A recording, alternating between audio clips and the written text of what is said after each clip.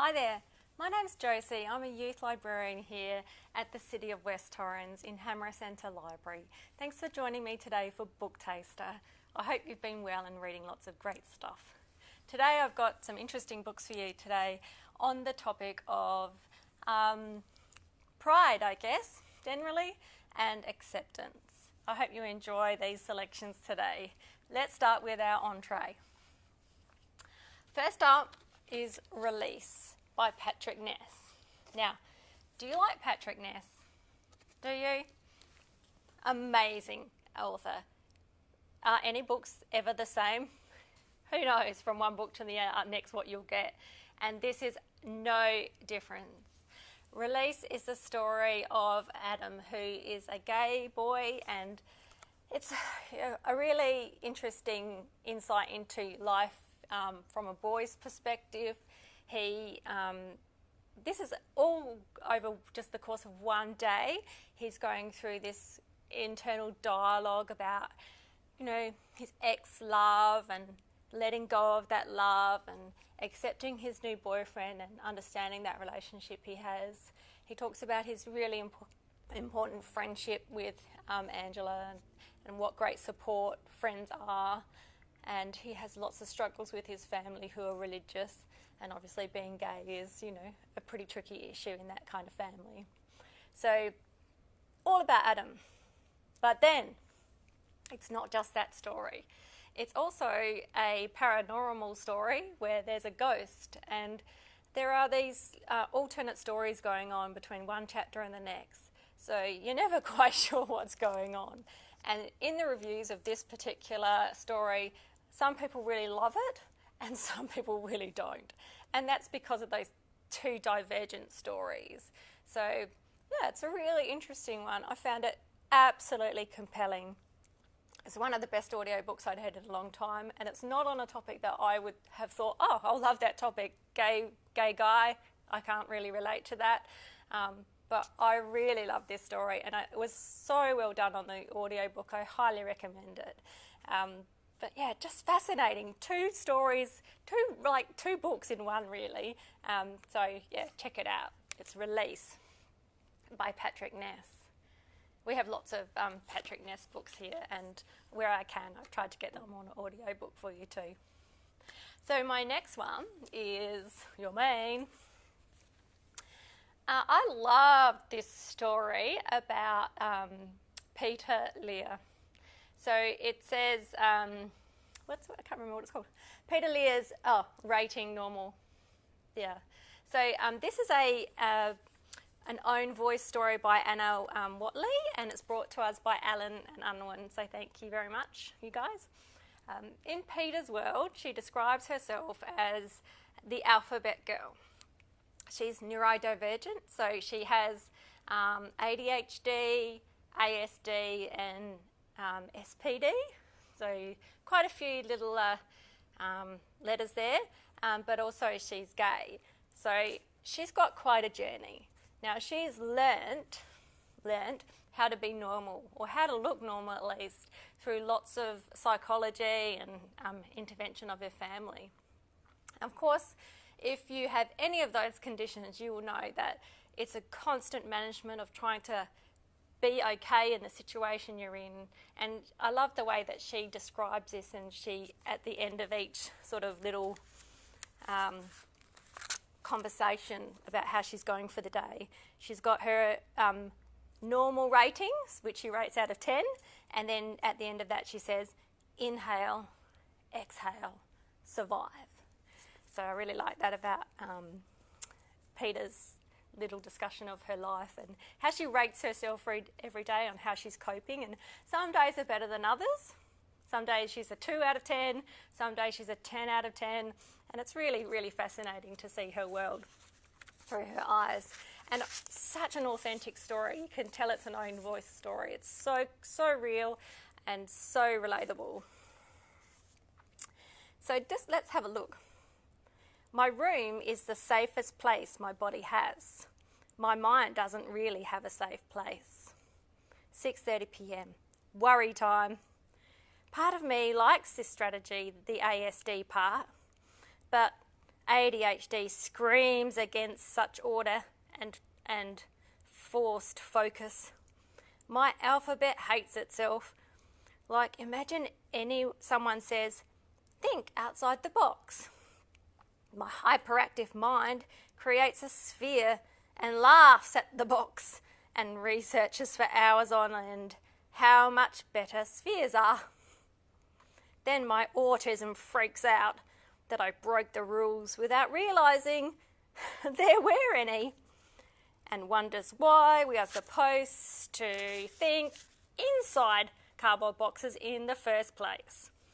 Surely being inside cardboard boxes isn't comfortable. 6:50 p.m.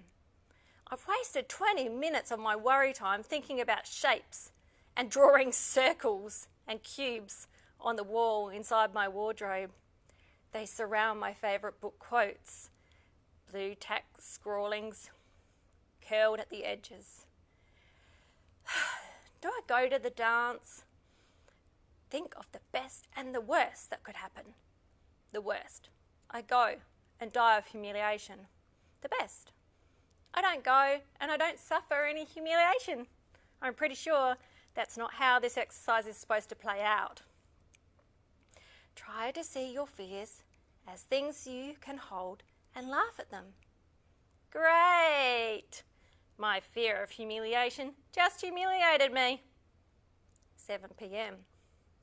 I'm not allowed to worry anymore. My insides sink, knowing I will either give some unconvincing excuse and ditch, or go and speak all my thoughts aloud while lap dancing on a police officer, or go and sit in the corner with my hands over my ears, wishing I'd stayed home. I climb into the window ledge and take off into the night air. The bats welcome me and we fly to their caves. I live out the rest of my days in the dark and the smell of rancid shit. Happy and safe, furled in my wings. I revise for my English exam and go to bed early. Normal rating, 3 out of 10. Inhale, exhale, survive. What do you think? Think you might like to know more about Pete as well? Very interesting. She has to really think about those rules that she's learnt for life and rethink what of those she keeps and what she discards as she learns to accept herself more in her new relationship and her new dynamics in life. Very great read. Really loved it. Thank you, Alan and Unwin and Anna Whateley. Fantastic. Now, my last one up here is actually 14. So I decided to change my menu a bit today. This is your dessert. And it is absolutely in no way anything light and fluffy. It's a full-on read. And I picked it today because I think you really have to read it. Whether you're a parent or a teenager, whoever, this is one you actually have to have on your to-read list. Brought to us by Simon and Schuster. This one is by Shannon, Molloy. And the title is 14, My Year of Darkness and the Light That Followed. It's a memoir. So in this book, it's based around the 13, 14-year-old mark. Oh, wow, this poor guy, he has a really hard time. He's in a regional town in Queensland, he's in a Catholic school, and he's gay. And boy, oh boy, does he get homophobia 101. There is violence, there is just misery over the way he's treated. It's just appalling. And his survival skills are amazing. Like, if you want a book about resilience, this is your book. If you've been through any kind of bullying in your life, or you're going through any, you need to read this to work out how to get to the other side, because there is hope. And there is a happy ending in the end of this one. There is an appalling portrayal of people being apathetic and bystanding, and I think that's something everyone in society needs to confront and read about. So I really recommend this one. Poor Adam, what a life he's had. But he has an amazing family. He has a lot of family love, which is fantastic. And, that just shows the difference between, in our books, the people who are accepted by their family and the people who are not, and the people who use their friends as a great base. Wow. I'll see if I can read you a little bit. Oh, this is talking about bisexuality, so tune out if you don't want to hear. It's nothing graphic. There was Kevin, a sweet 14-year-old boy from Chicago, nerdy and kind, who introduced me to the word bisexual when I was 13. I had never heard that term before in my life. I knew it was sexual, obviously, but I had no clue what it meant. Sex with two people? Someone who has two genders? I asked him to explain. It means I like boys, but I also like girls, he explained. My heart stopped. My hands froze above the keyboard. It was like I had stumbled across the sexually confused teenager holy grail. I had heard lots about gay people, but never bisexuals. It was a concept that was totally foreign to me, such was my sheltered life.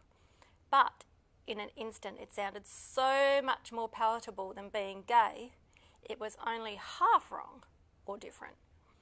Even the word itself was softer. Gay had always been so impactful. So hard edge or hearsay. So too had its colloquial alternatives, faggot and poofter. Bisexual sounded almost French. It was a little bit poetic. I said it out loud. Maybe. Yep, it definitely sounded better to me. Was I bisexual?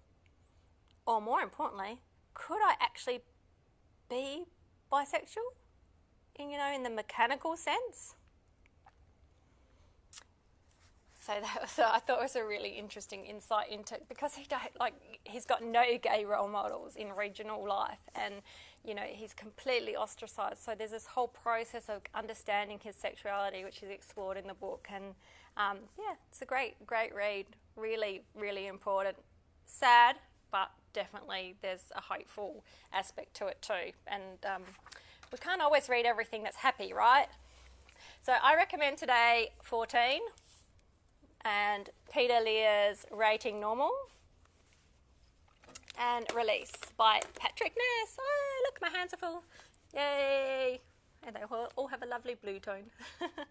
I hope you enjoy those ones. There's lots of other fantastic books around that celebrate diversity. I'm going to be looking at this one next, My Lovely Frankie. The Gravity of Ours, I think, is awesome. And just got this one in, so I'm going to have a look at this one. My brother's name is Jessica. So there's lots of great books out there. I've put a big display up in the library. If you need anything, you can search under those terms and place them on hold. And I'll leave you some links under this video so you can quickly access the ones I've talked about today. Thanks so much for joining me, and happy reading till I see you again. Bye.